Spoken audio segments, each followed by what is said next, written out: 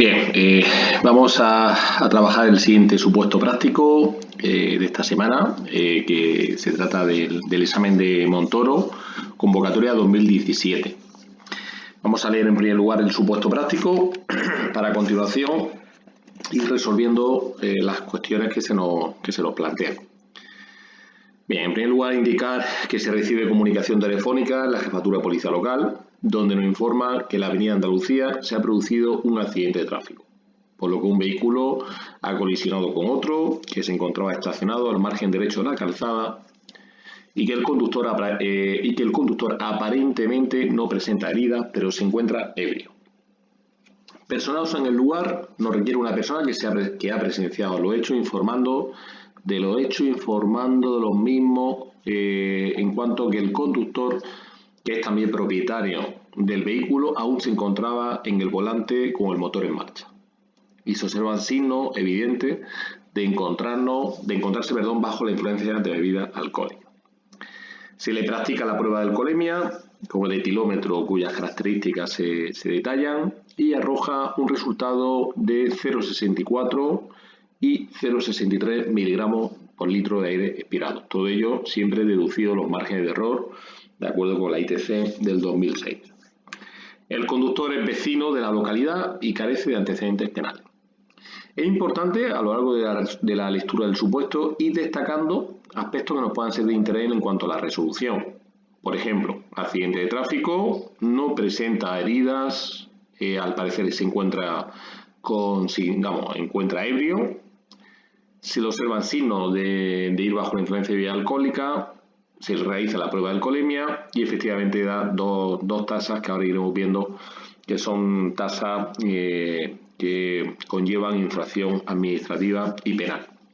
Y luego, por último, que se ha subrayado, se nos indica que es vecino de la localidad y carece de antecedentes penales. Es decir, esto nos viene a decir en cuanto al supuesto práctico que la persona en cuestión da fianza de presentarse ante la sede judicial en cuanto que está perfectamente identificado. ¿Vale? Pero bueno, básicamente vámonos. Ahora a continuación se nos formulan 6 preguntas y si os parece, esas 6 preguntas vamos a ir resolviéndolas conforme vamos a continuación analizando la resolución que se os ha facilitado. Antes de nada, como siempre suele ser habitual, hacemos referencia a una breve introducción en materia de competencia de las fuerzas y cuerpos de seguridad, en particular de las policías locales, competencia también de los municipios en base a la ley de base de régimen local y la ley de tráfico. Aquí os hacemos un pequeño resumen de cuáles son las principales características de este supuesto práctico, junto con la normativa aplicable, ¿vale? Para que si en cualquier momento queréis pinchar y consultar cualquiera de las normas, nada más que, como estamos comentando, pinchar en cada una de ellas. Bien, la primera pregunta que se nos formula, ¿qué infracción y sanciones, tanto penales como administrativas, se observan? ¿Vale? Son 2 puntos. En primer lugar, indicar que la tasa de alcohol que se nos indica, 0,64 y 0,63, estaríamos ante infracción administrativa y de carácter penal. ¿Qué tipo de infracción administrativa nos encontramos? Pues una infracción muy grave, al artículo 20 del Reglamento General de Circulación y clasificado como muy grave atendiendo al artículo 77 de la Ley de Seguridad Vial. El hecho infringido es circular con una tasa superior a la establecida. Infracción al artículo 20. Puntos. Lleva la detracción de 6 puntos. Sanción 1.000 euros y competente para su sanción el alcalde. ¿Vale? Aquí tenéis la parte del codificado en este supuesto en particular en el que estamos observando que sobrepasa los 0,50. ¿Vale? Tened en cuenta que da 0,63 y 0,64. ¿Vale? Os recuerdo que según la instrucción de tráfico no se hace entrega del acta de la denuncia administrativa al implicado, haciendo anotación en el apartado de observaciones en cuanto que se instruyen diligencias penales en número y que se remiten al juzgado de instrucción en funciones de guardia. ¿Vale? Todo ello, como ahora a continuación iremos viendo, a expensas de la correspondiente tramitación en vía penal y ya posteriormente, si se dan las circunstancias, vía administrativa. Ahora explicaremos porque una de las preguntas precisamente trata de ello. Bien, y luego aquí a continuación, bueno, pues las diferentes observaciones en cuanto tasa aplicable. Aquí, si no se nos dice lo contrario, la tasa genérica de 0,25, junto con la actual orden de ITC del 2006 que aplica los márgenes de error atendiendo al tiempo del etilómetro, así como si ha sido o no reparado. Bien, a nivel de infracción penal, hacemos referencia al delito del 379.2 del Código Penal, en el que incurre en cuanto a la tasa que estamos indicando en el presente supuesto. Por lo que estamos ante un presunto delito contra la seguridad vial, tipificado en el artículo 379.2 del Código Penal, por conducir con un vehículo a motor o ciclomotor bajo la influencia de bebida alcohólica y, en particular, por dar una tasa en aire expirado superior a 0,60 miligramos, ¿vale?, por litro de aire expirado. Como decimos, estamos ante un delito contra la seguridad vial, que se tipifica en el título 17 y capítulo 4, en su inciso segundo. Se trata de un delito menos grave, el bien jurídico protegido es la seguridad vial, y el órgano sancionador competente para conocer de la causa, el juzgado de instrucción de guardia. Respecto al vehículo, indicar que se procede a su inmovilización y retirada, de acuerdo con lo establecido en el artículo 25 del Reglamento General de Circulación y 104 y 105 de la Ley de Seguridad Vial, no siendo de aplicación el decomiso del vehículo atendiendo al 385 del Código Penal. ¿Por qué? Porque para aplicar el decomiso del 385 del Código Penal tenemos que aplicar la nota de servicio, la 1/2011 de la Fiscalía de Andalucía. Y en esta nota de servicio se nos indica cuándo y cómo proceder de acuerdo con el 385 en cuanto al decomiso judicial. Y en primer lugar, ya aquí, como estáis viendo, nos deja muy clarito que no se intervendrá el vehículo para ponerlo a disposición judicial cuando pertenezca a un tercero de buena fe, no responsable del delito, que no es el caso porque aquí el titular del vehículo coincide con la persona detenida, ¿vale? Y en el segundo caso, que es donde sí aplicaríamos en cuanto al caso, que el propietario y el propio infractor. Vale, bien, perfecto. Entonces nos vamos al apartado B o al apartado D. El apartado B, cuando como consecuencia de un delito contra la seguridad vial, es decir, aplicando, por ejemplo, el 379, se haya producido un resultado de muerte o lesiones graves, que no es el caso que aquí nos ocupa, ¿vale? Aquí no hablamos que haya ninguna persona que haya resultado fallecida con lesiones graves. Y luego en el apartado D, los delitos del 379, cuando conste fehacientemente que el infractor ha sido condenado con anterioridad a los hechos objetivos de investigación, que tampoco, tal y como nos indica el supuesto, parece ser el caso, ¿vale? A partir de aquí, esta nota de servicio nos haría dejar entrever que no aplicaríamos el 385 bis, pero no quita que si desde un punto de vista administrativo sí podríamos adoptar la medida de la inmovilización y retirada si no hay una persona debidamente habilitada para hacerse cargo del vehículo. Bien, y aquí a continuación precisamente en la anotación que al principio de la... Bueno, en cuanto hemos hecho referencia en la infracción administrativa, en cuanto a hacer constar en las observaciones del boletín de denuncia que se instruyen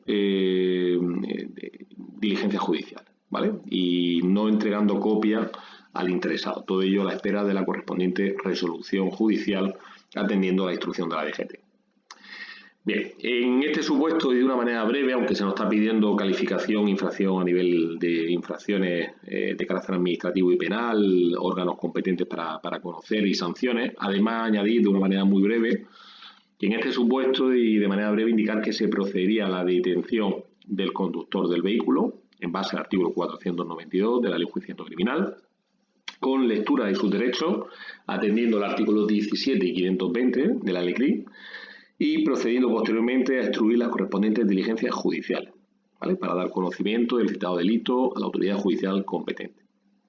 Una vez instruido el atestado, se pondrá el detenido en libertad, en calidad de investigado no detenido. ¿Por qué? Porque el supuesto nos dice que se trata de un vecino de la localidad y está perfectamente identificado, es decir, que da fianza de que la persona posteriormente y una vez haya sido citada se va a personar ante ante la autoridad judicial competente, por lo que la calidad procesal que se le daría al detenido sería el de investigado no detenido, conllevando ello el que se ponga en libertad con la citación correspondiente. Eso en cuanto a la pregunta primera. Segunda pregunta, ¿qué procedimiento penal es aplicable y requisito? Vale, el procedimiento penal es una cuestión que sí suele ser objeto de examen ya en convocatorias anteriores, y es importante que para este tipo de delitos apliquemos lo que nos indica el artículo 795 de la LECRIM. Es decir, un principio sería el procedimiento de juicio rápido, de acuerdo con lo regulado en el libro cuarto, título tercero, artículo 795 de la Ley de Enjuiciamiento Criminal. Este tipo de procedimiento de juicio rápido se aplica a una serie de delitos que cumplan las siguientes características. Delitos cuya pena privativa de la libertad no sea de 5 años, o bien cualquier tipo de pena que no de manera conjunta o alternativa que no sean de 10 años. Segundo, que se incoe en virtud de atestado policial. Y tercero, que haya una persona detenida y se haya puesto a disposición del juzgado de guardia, o aún sin detenerla, se la haya citado para comparecer ante el juzgado de guardia, ¿vale? Por tener la calidad de denunciado en el atestado policial. Esas tres cuestiones sí o sí se tienen que dar, y además que concurran cualquiera de las siguientes circunstancias.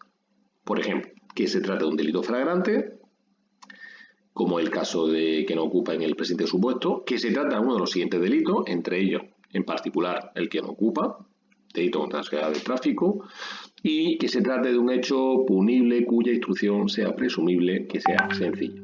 ¿Vale? Bien. Pues cualquiera de estas circunstancias, sumada a las tres anteriores que hemos comentado, haría que el procedimiento que tuviésemos que aplicar en el presente supuesto sería el procedimiento de juicio rápido. Bien. Tercera pregunta. Una vez notificada la denuncia administrativa al infractor, ¿qué procedimiento se seguirá en la tramitación del expediente? Estamos hablando de la tramitación del expediente sancionador en vía administrativa. Bien, en primer lugar, tendríamos que hacer referencia al artículo 93 del texto refundido en materia de tráfico, y que nos indica que, notificada la denuncia, el denunciado dispondrá de un plazo de 20 días naturales para realizar el pago voluntario, con reducción de la sanción de multa, o para formular las alegaciones y proponer o aportar las pruebas que estime oportunas. Es decir, que un plazo, dependiendo si en el plazo de 20 días naturales abona el pago de la sanción o formula alegaciones, seguiremos dos tipos de procedimientos. En el primero de ellos, el procedimiento abreviado, y en el segundo, en el caso que opte por plantear alegaciones, el procedimiento sancionador ordinario. En cuanto al procedimiento abreviado, como estamos comentando, en el caso de que abone la multa en el plazo de los 20 días naturales, conllevaría una serie de consecuencias este procedimiento sancionador abreviado, tales como la reducción del 50% de la sanción, la renuncia a formular alegaciones, la terminación del procedimiento, el agotamiento de la vía administrativa, la firmeza de la sanción en vía administrativa y, como digo, serían consecuencias del procedimiento sancionador abreviado. En cuanto a las características del procedimiento sancionador ordinario, es decir, si en el plazo de 20 días la persona en cuestión lleva a efecto alegaciones. Aquí seguiríamos el procedimiento sancionador ordinario, y en el artículo 95, que a continuación se expone, viene básicamente las pautas a tener en cuenta en este procedimiento, ¿vale? El procedimiento que se extiende un poquito más en el tiempo, y que a continuación he destacado las cuestiones así más o menos relevantes. Al finalizar la terminación del procedimiento, de este procedimiento ordinario, concluye lo que es la vía administrativa, y ya la sanción se podría ejecutar desde el día siguiente al transcurso de los 30 días antes indicados, ¿vale? En cuanto al desarrollo del procedimiento, ¿vale?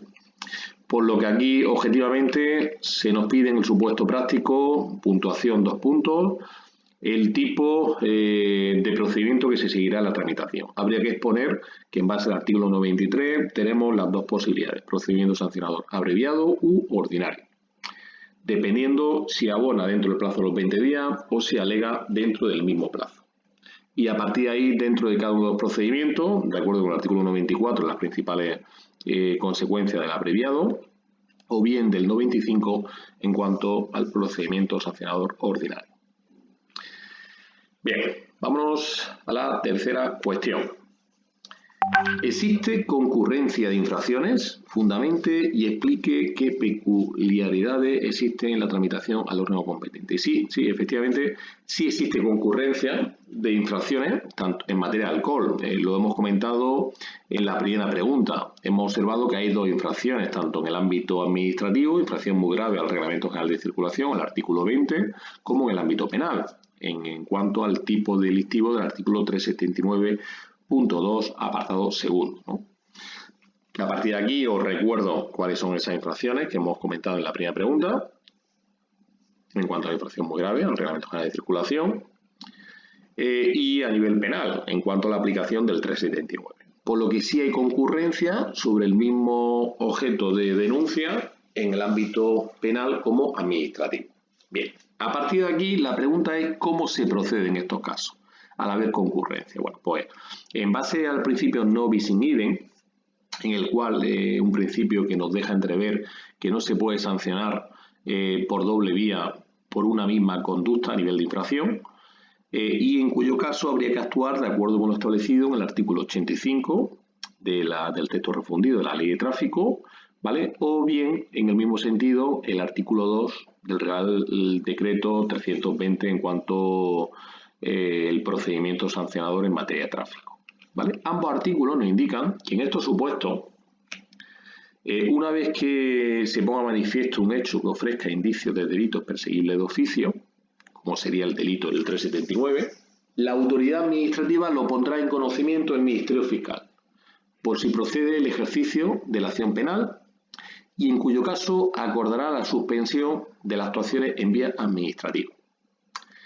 ¿Qué sucede? Que si finalmente en el proceso penal hay una sentencia condenatoria, directamente la vía administrativa se archiva. En cambio, si en vía penal es absolutoria, o bien otro tipo de resolución que le ponga fin sin declaración de responsabilidad, se podrá iniciar o continuar el procedimiento sancionador contra quien no haya sido condenado en vía penal. Básicamente, podría observar de la lectura de este artículo que en primer lugar se le va a tramitar preferencia vía penal. ¿Que se le condena por vía penal? La vía administrativa se archiva. ¿Que no se le condena por vía penal? La vía administrativa continúa. ¿Vale? Todo ello lo que conlleva es que finalmente no se pueda condenar tanto por vía penal como por vía administrativa.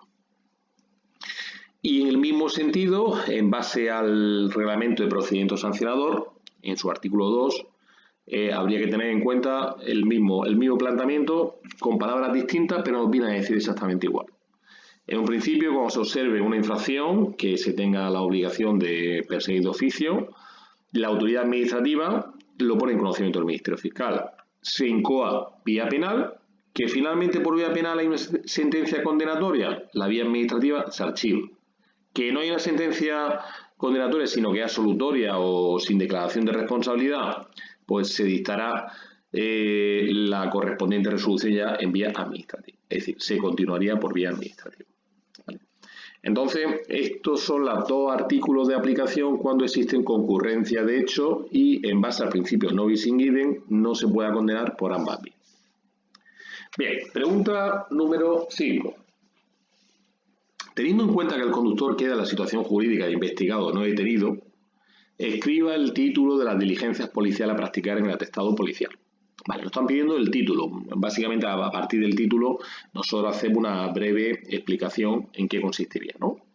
Pues bueno, aquí tenéis la diligencia de conocimiento y traslado al lugar de los hechos, diligencia de instrucción, en el que por parte del instructor dispone de una serie de actuaciones o diligencias a realizar, diligencia de identificación o manifestación de testigos, diligencia de identificación del conductor del vehículo, diligencia de identificación del titular del vehículo estacionado que ha sufrido daños, diligencia de inspección ocular, diligencia de daño de los vehículos, diligencia de investigación del grado de alcoholemia, diligencia de sintomatología, diligencia de detención y lectura de derecho como investigado no detenido.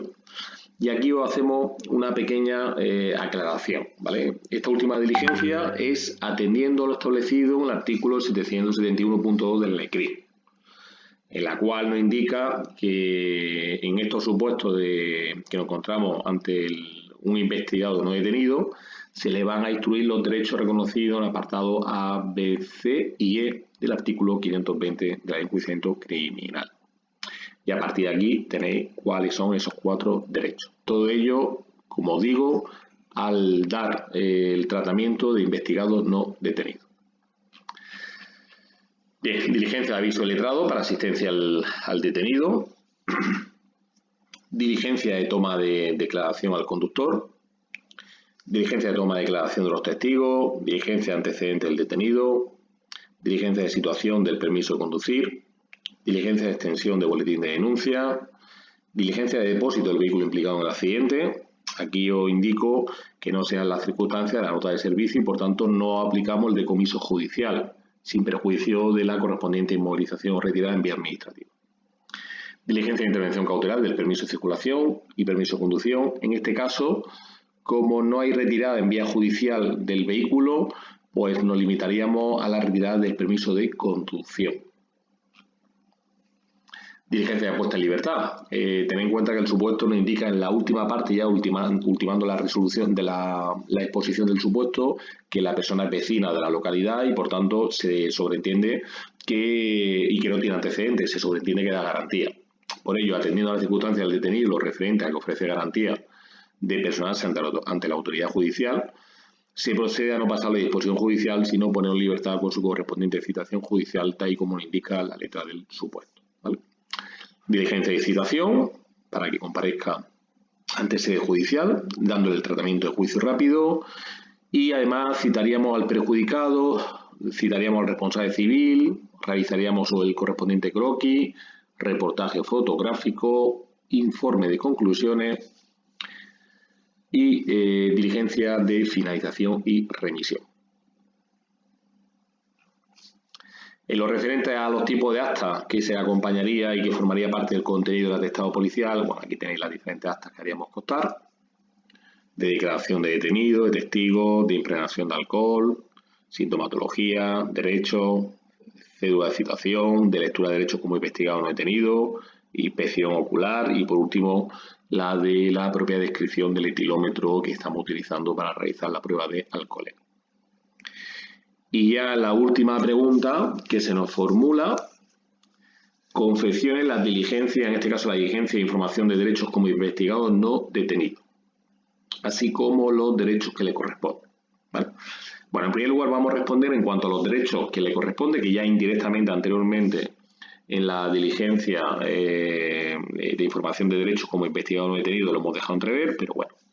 Os recordamos que atendiendo al artículo 771.2 de la LECRIM nos indica que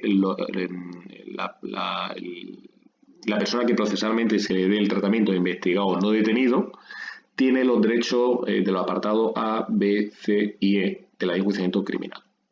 Esos derechos son los que estáis viendo aquí, y asimismo os lo he hecho constar, sumado a que hay que tener en cuenta que de acuerdo con el artículo 520.8, en este tipo de delito, como el que nos ocupa en el supuesto, se tiene la posibilidad que por parte del detenido, del investigado no detenido, pueda renunciar a la asistencia de letrado.